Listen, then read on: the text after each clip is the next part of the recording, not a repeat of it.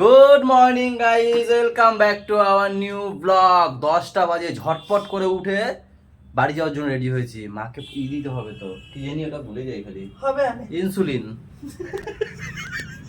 দেখছিলাম তোমাকে, আমি করছিলাম। হ্যাঁ, তোমার স্নান করা হয়ে গেল, হ্যাঁ, শ্যাম্পু করা হয়ে গেল, আমার তো গন্ধ ঠিক- আসছে। আমার তো ঠিক ঠিকানার সময় নেই, যখন তখন প্রেশার লো হয়ে যেত। হ্যাঁ, এই ভালো আছে, একটু পরে প্রেশার লো হয়ে যেত। কালকের গাইস কি অবস্থা, প্রেশার লো হয়ে তখন দাদাভাই উপরে চলে এসেছে। আমার কেমন বমি ঝমি মানে বমি চলে এসেছে। দৌড়ে বাথরুমে গেছি, মাথায় তেল জল দিয়েছি, মাথায় জল তেল দিয়ে তারপর ঘরে এসে একটু শুয়ে তারপর আবার নিচে গেছি। এত কথা বলার এখন আমার সময় নেই। এখন মা ফোন করছে বারবার, দিয়ে মা খিদেতে গুগু। আচ্ছা, মা বারবার ফোন করেছে, আমি যে ডেকে তোমাকে বললাম মাকে ইংরেজি দিতে, সেই সময় হুঁশ ছিল না। একবার যদি ঘুমিয়ে পড়ি গাইজ। তুমি তখন তো জাগা ছিল, আমি বললাম 9:30 বাজে ওঠো মাকে। তখনই তো উঠলাম, 9:30টাতেই উঠলাম আমি। তুমি তো শ্যাম্পু করছিলাম, আমি তো ব্রাশ করছিলাম, পটি করছিলাম, এগুলো করতে করতে 10টা বেজে গেছে। এখন সময় নষ্ট করছো, তাতে 5 দেরি হচ্ছে মিনিট না। 5 মিনিট এখনো আছে, তার জন্য শুনি। চলো গাইস, তাহলে এখান থেকে ব্লগ কন্টিনিউ করি সবাই। সাথে থেকো, শোনো আমার একটা কথা শোনো। তাড়াতাড়ি বলো, দেরি হয়ে পুজো যাচ্ছে। দিলে গিয়ে বলবা বৌদি ওদিকে টিফিন হয়ে গেছে, যেতে বলেছে সুস্মিতা। আর ইন্দ্ররে বলবা বাড়িতে যদি এখন না যেতে পারিস দুপুরে কিন্তু চলে যাবি খেতে। ঠিক আছে, ঠিক আছে? তুমি ফোন করে বলে দিও। কিরম লাগে তার তো মনে বললাম কেন, আমি বলবো তো সেদিন। ও জুটকি, গোলু, এখানে আসো। Good morning. তোমরা কি টিফিন খেতে যাবে? না না, কুসুম বাদ দিয়ে সাদা সাদা অংশ। তোমরা যাবে টিফিন খেতে? বাহ, দাদু বাড়ি, দাদু বাড়ি যাবা না টিফিন খেতে? কখন যাবা? ভাত খাবো দাদু বাড়ি গিয়ে। ও ভাত খাবো, আবার একটু পরে স্নান করে আবার যাবো। ও আচ্ছা আচ্ছা, এই প্ল্যান তোমাদের। মাকে আসলাম, এসে ইনসুলিন দিলাম, মা খেতে বসে পড়েছে।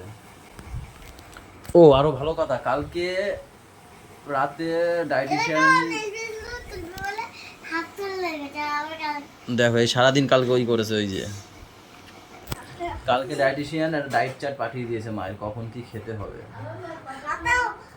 আবার 11:30টার সময় একটা ফল, মা আম বাদ দিয়ে। ফলকে কি আনবো বলো? পেঁপে খাবা? পেঁপে, আপেল, এগুলোর মধ্যে পেয়ারা, নাশপাতি, এইসব। বালি আপেল। मेरे रंग में रंगने वाली परी हो या परियों की रानी। पापा, पापा, पापा गुड मॉर्निंग। গাইজ, এরা নাকি টিফিন খেতে যাবে, এইখানেই গোল মিটিং করে, এরা পারে না। টিফিন খেতে যাবে কখন?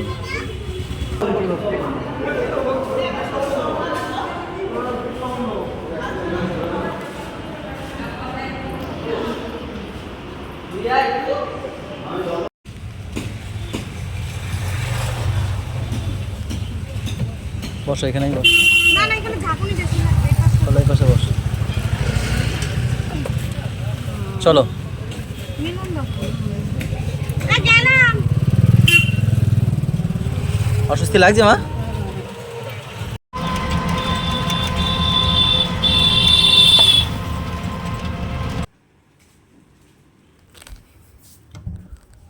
ভগবান, একটার পর একটা, একটার পর একটা গো গাইস। ওই মাকে দেখলে না, টোটো করে নিয়ে যাচ্ছিলাম, সকালবেলায় মা ফোন করেছে। তখন আমি আমি ওইখানে ছিলাম, ওই টিফিন টিফিন দিচ্ছিলাম ওদেরকে। মা ফোন করেছে, দরজাটা দাও। মা বৌদি ফোন করেছে যে আসো, মায়ের এরকম বুকে ব্যথা। বৌদি কথা, বৌদি তো ছিল ঝর্ণা। ঝর্ণা, হ্যাঁ ঝর্ণা বৌদি ফোন করেছিল না? হ্যাঁ। ফোন করেছে মায়ের, ওকে ফোন করেছিল যে মায়ের বুকে ব্যথা হচ্ছে। না, তাহলে আমাকে বলছে দিনুকে বলো প্রেশারের মেশিনটা নিয়ে আসতে, মাসির মাথা ব্যথা ঘুরিয়ে নিয়ে আসতে, মনে হয় প্রেশার লো করেছে।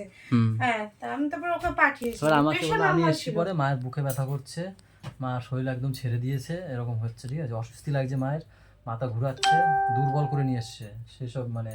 এবার তারপরে কি করলাম, আগে ফোন করলাম দেবুকে ফোন করলাম।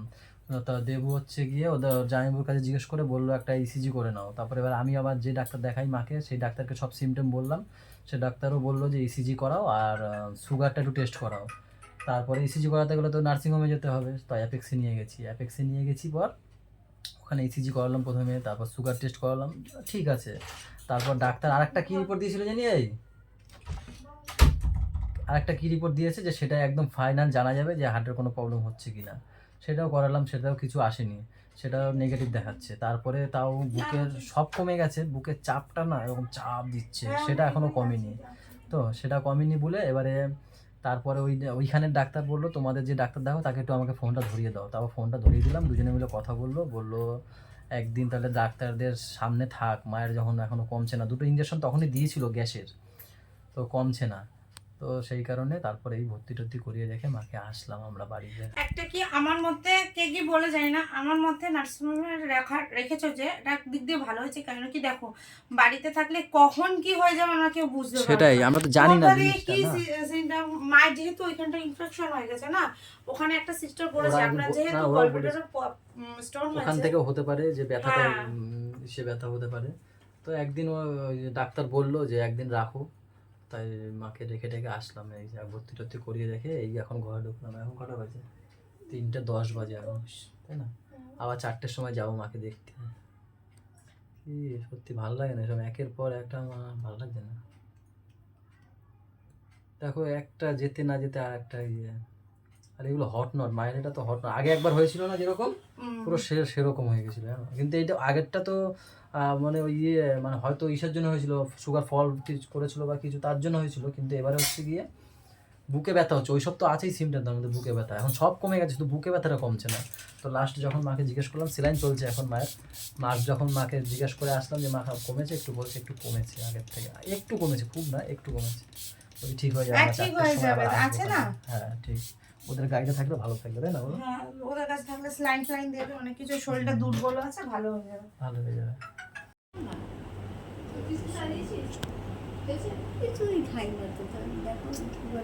কমবে, একটু সময় লাগবে, আস্তে আস্তে না।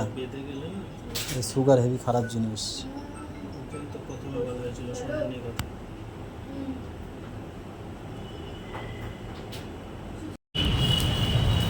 গাইজ একটু মুখে হাসি আসলো, বিশ্বাস করো। মার কাছে এই লাস্ট এখন দেখা করে আসলাম, তার মধ্যে অনেকবার এসেছি, কিন্তু এই এখন হচ্ছে গিয়ে বাজছে 9:30। এই লাস্ট এখন আসলাম, মা বলছে ব্যথা একদম নেই। সেই মাকে রেখে গেছিলাম কটায়, লাস্ট যখন 4টে থেকে 5টা পর্যন্ত যখন আমাদের দেখার টাইম ছিল, দাও চাবিটা, 4টে থেকে 5টা পর্যন্ত যখন দেখার টাইম ছিল, সেই দেখে গেছি বাড়িতে। দেখে ওদিকে অনুষ্ঠানে ছিলাম, মানে সব মন মেজাজ ভালো ছিল না, মুড অফ ছিল। এই মাকে এখন দেখলাম, মা কি সুন্দর কথা বলছে বুকে একদম ব্যথা নেই, বলছে কোথাও কোনো অসুবিধা, বলছে কিচ্ছু নেই। তারপর গিয়ে একটু এনার্জি আসবে। বললাম এখন একটা চুক্তি করে ঘুম দাও, খাওয়া দিয়েছে এখন, ওই খাবারটা খাবে, বলছে এক ঘুম দাও, সকাল হবে, সকালবেলা তোমরা আমার নিয়ে যাবো, তখন তো অন্য কিছু নেই, তাই না? আজকে রাত্রে এমনি মার দেখে মনে হলো যে ঠিক আছে, না রাখবো না, মা যদি বলে ঠিক আছে তাহলে নিয়ে চলে আসবে। গাইস বাড়িতে গাড়িটা রেখে আরো দুজনকে আমাদের সাথে অ্যাড করেছি, এই একটা ট্যাপা আর একটা বিকই, ওই যে আর বৌদি পিছনে আসছে, আর ওই যে হচ্ছে অনুষ্ঠান বাড়ি যেখানে কাজটা হচ্ছে মামার। দেখো ওই যে মিলনদা, দিদি, এরা ফটো তোলায় ব্যস্ত ওইখানে, তাই না গুরু? চলো আমাদের আগে চলে গেল। দেখো কি নিয়েছো তোমরা? আমি জানি মন্তজদার পকেট কাটতে গেছিলা, ওই আরেকজন দেখে। আর আমরা এখানে বসে আছি, বেবর সাথে আমি আর আমার সাথে বৌদি।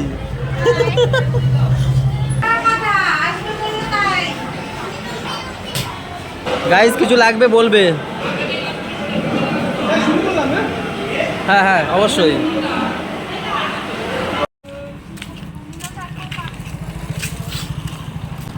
গাইস রাত এখন 1:30 বাজে, আমরা এই কজনই হেঁটে যাচ্ছি, সবাই চলে গেছে গাড়ি ফাড়ি নিয়ে, আমাদের আর কেউ নেয়নি জানো।